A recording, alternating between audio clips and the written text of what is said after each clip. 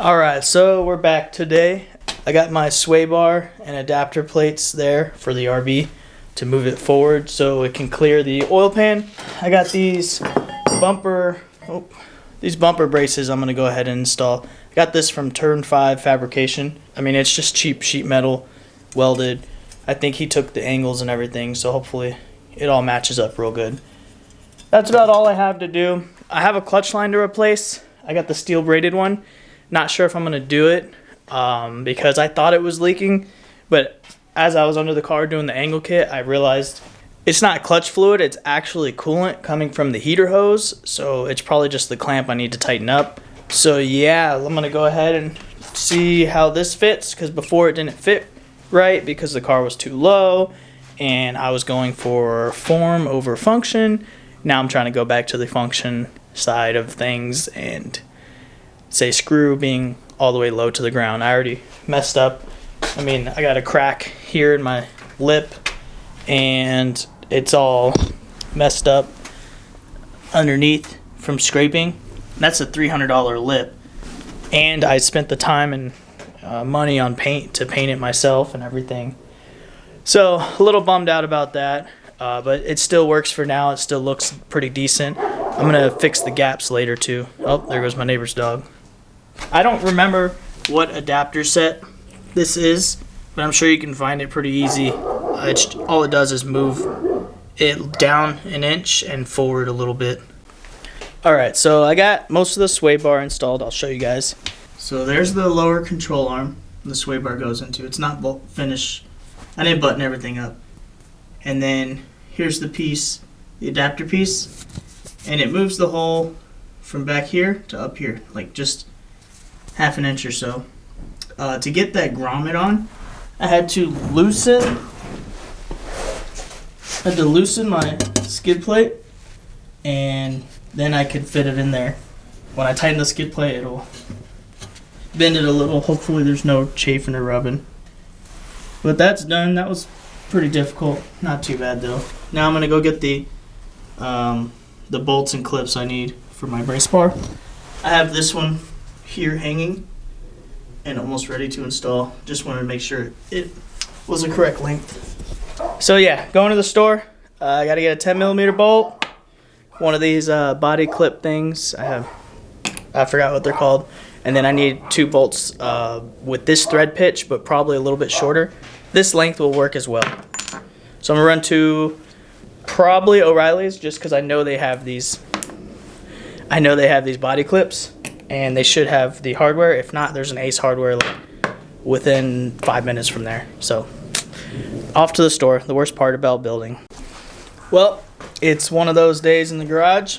Went to the store, got what I needed, came back, was installing it, and snap, bolt comes off. So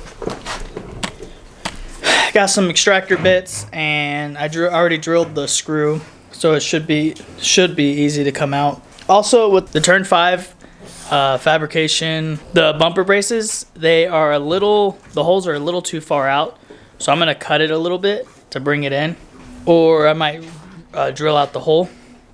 We'll see. I want to make it fit and fit right. Right now you can see how that brace bar is. It's actually supposed to go in between on that clip. So I'll either drill out the hole because I want it to stay extended. I like where it fits right now.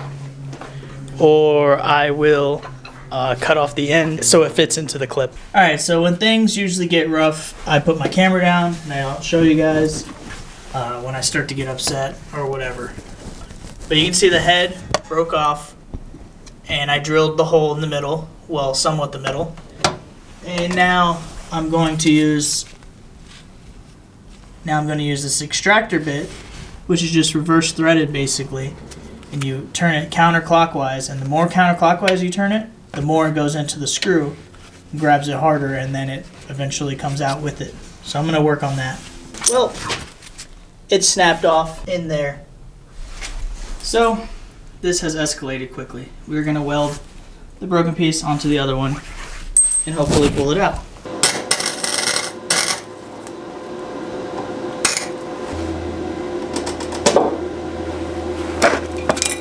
So it's pretty much the end of the day. I finished the sway bar. I finished the bumper brace, bumper brackets. Bumper brackets gave me so much trouble because of strip bolts and then the hole wasn't lining up type stuff. But I'm actually installing a steel braided clutch line now because I just routed it, and then I was like, well, I could just put a fitting on it and put it on, and it just goes AN fitting to this pipe thread that's for the clutch master. So yeah, I'm putting that on actually right now, and let me show you guys everything else I did. I cleaned up a little bit. So I got my bumper brace, and the way it goes is it goes metal, and then this piece, and then in between this piece and the back, you put the brace. That's how it's supposed to be, but the hole wasn't lining up, so I put it on the bottom.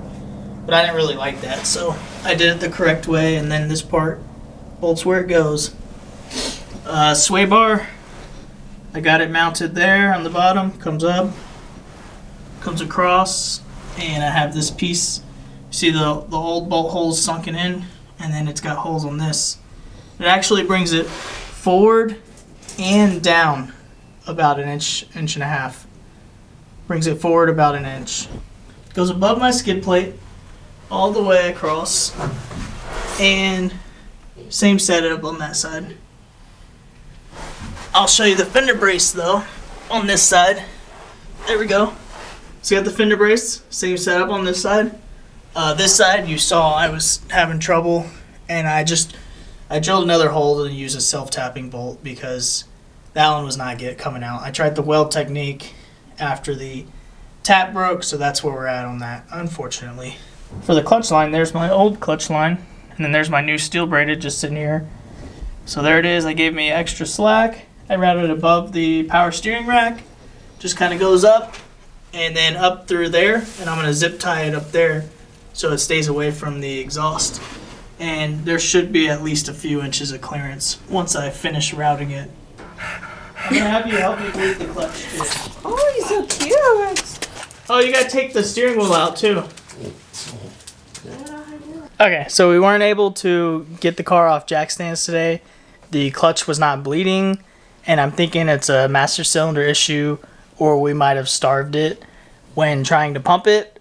I'm also going to get a new bleeder screw because I think it has issues with the threading, and it's causing air to come through.